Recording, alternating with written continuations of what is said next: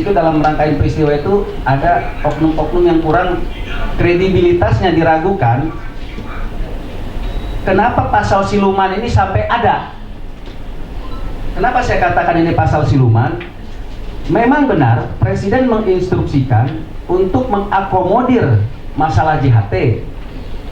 Namun seperti yang kita ketahui telah ada peraturan pemerintah nomor 60 itu di pasal 26 ayat 1 yang jelas di situ mengatakan memang hak pekerja untuk mencairkan ketika telah selesai masa produktifnya, baik itu dalam pengertian pensiun atau diberhentikan. Nah, artinya dengan memanfaatkan instruksi Presiden untuk mengakomodir masalah JHT ini dan timbul angka usia 56, ini saya menganggapnya adalah satu pasal siluman. Wallahu alam, siapa yang punya pesanan dan siapa yang bisa menyusupkan itu mungkin kita tidak perlu bahas, tapi kita sama-sama tahu karena regulasinya jelas bagaimana proses penyusunan dari suatu peraturan tersebut. Nah, di sini kami menganalisa perlu ada solusi alternatif. Ketika kita cuma hanya bicara ini salah, itu salah, ini nggak benar, itu nggak benar, tapi nggak ada solusinya, percuma. Bawahannya, pembantunya atau menterinya mengakomodir JHT ini karena Presiden tahu di masa COVID ini income per kapita masyarakat menurun. Kemudian lesunya sektor usaha itu berakibat kepada pemberhentian besar-besaran. Lalu pemerintah kan harus berpikir bagaimana ini semua harus tertanggulangi. Maka salah satu solusinya adalah untuk pekerja itu harus memanfaatkan dana JHT tersebut. Lah kalau dia harus diambil 56 tahun lagi di usia 56, kemudian beberapa tahun kemudian, jelas itu bertentangan dengan maksud dari Presiden itu sendiri. Nah, jadi mungkin itu saja dari saya untuk sementara. Mungkin nanti ada kesempatan jawab mungkin ya. Bagaimana nanti silakan kita. Ya. Oke. Terima kasih sebelumnya. Assalamualaikum warahmatullahi wabarakatuh. Ya, selanjutnya. Oke, sedikit saya tambahkan lagi ya. Saya coba menambahkan lagi. Kalau misalnya kita bicara tentang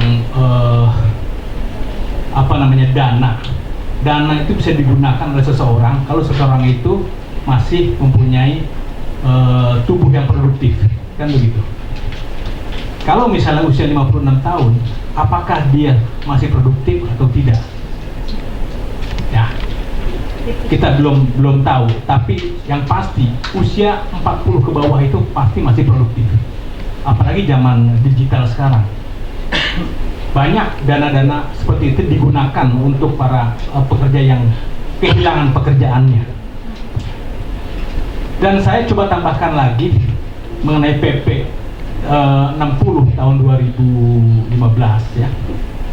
Secara silogismenya ya, biar kita paham semuanya. Di sana disebutkan bahwa JHT itu dicairkan pada saat usia pensiun. Jadi yang pensiun dapat JHT. Pensiun itu termasuk dengan yang diberhentikan. Artinya kalau kita lihat empiris mayor dan empiris minornya, ya, premis mayor, premis minornya, ya, maka yang namanya diberhentikan atau berhenti, ya dapat JHT, kan gitu, ya. Kalau kita bicara silogismenya, ya, karena ada premis mayor, premis minor di situ. Dan itu ada dalam penjelasannya. Dan itu ada di penjelasan karena disebutkan di pasal 26, ya, ayat 1 PP 60 tahun 2015. Di penjelasannya menyebutkan bahwa yang dimaksud dengan usia pensiun termasuk berhenti bekerja. Nah, kalau kita kembali kepada silogismenya, tadi saya katakan premis mayor, premis minornya, ya, bahwa JHT diberikan pada saat pensiun, dan pensiun itu merupakan juga mereka yang berhenti, maka yang berhenti mendapatkan JHT. Kan seperti itu. Tidak harus menunggu sampai usia 56 tahun. Ya. Jadi kalau kita bicara silogisme hukumnya seperti itu. Kemudian kalau bicara masalah produktivitas, ya Apa iya di usia 56 tahun itu masih produktif? Belum tentu. Tapi di bawah 40, di bawah 50 pasti masih produktif. Sehingga dana yang merupakan jaminan hari tua itu bisa dengan optimal digunakan oleh para pekerja yang kehilangan pekerjaannya. Sebaiknya peraturan-peraturan di bawah peraturan pemerintah yang dibuat oleh menteri itu harus menghormati peraturan-peraturan di atasnya. Karena itu juga sudah diatur di dalam Undang-Undang Nomor 12 Tahun 2011 tentang pembentukan peraturan perundang-undangan. Ada hierarkinya di sana. Jadi kita harus paham dan harus menghormati hierarki. Dengan menghormati hierarki, maka peraturan di bawahnya yang dibuat tidak akan menyesatkan masyarakat. Jadi kira-kira itu dari saya. Terima kasih. Assalamualaikum warahmatullahi wabarakatuh. Karena saking emosionalnya, ya, antusias dengan teman-teman semua ini, jadi sampai lupa saya menjelaskan. Oke, saya perkenalkan, nama saya Anwar Budiman. Ya. Saya sebagai advokat di Dr. Anwar Budiman and Partner, dan saya juga sebagai dosen pasca sarjana di Universitas Krishna Dwi-Payana, dan saya juga sebagai salah satu general manager di perusahaan asing, ya, di perusahaan Jepang swasta, dan saat ini juga menjadi konsultan hukum di beberapa perusahaan asing. Dan saya bergabung dengan KPRI, ya, di bawah Bu Ketum, ya, dan Pak Samsul.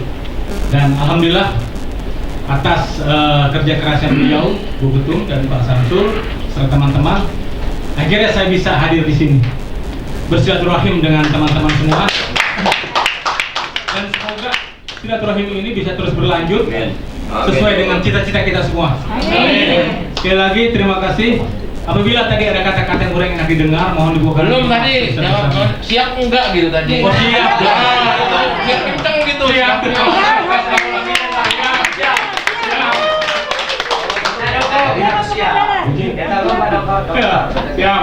Pak Dokter ini sebagai apa di Sekarguru ya? Oh, saya kalau di perburuhan, saya tidak terlibat langsung, tapi saya sering menjadi ahli di perburuhan, sering menjadi ahli, baik itu di pengadilan maupun di luar pengadilan. Saya sering menjadi ahli, dan kebetulan memang disertasi saya adalah tentang hukum ketenagakerjaan. Jadi S3 saya khusus untuk hukum ketenagakerjaan. Jadi insya Allah untuk hukum ketenagakerjaan ini bisa berbagi lah. Terima kasih, itu aja. Assalamualaikum warahmatullahi wabarakatuh. Selain paham dengan undang-undang perburuhan, juga pakar tenaga kerja sebagai staf ahli ya, Pak Dokter ya. Itu satu. Yang kedua, memang Pak Dokter Anwar Budiman ini memang salah satu tokoh ya yang kita tinggikan lah ya. Artinya seorang Dokter Anwar Budiman ini memang sudah masuk dalam jajaran posisi di reshuffle kabinet.